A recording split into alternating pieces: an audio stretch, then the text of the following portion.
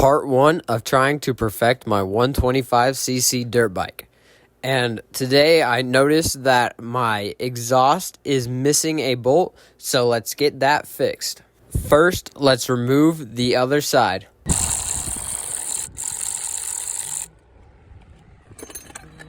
Now, let's drill out the old screw. Then, we will re-tap the hole for the new bolt.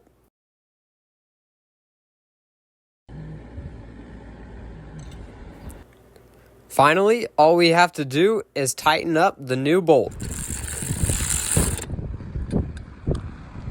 Let's start her up and see how she sounds. Comment if you want to see me paint the exhaust.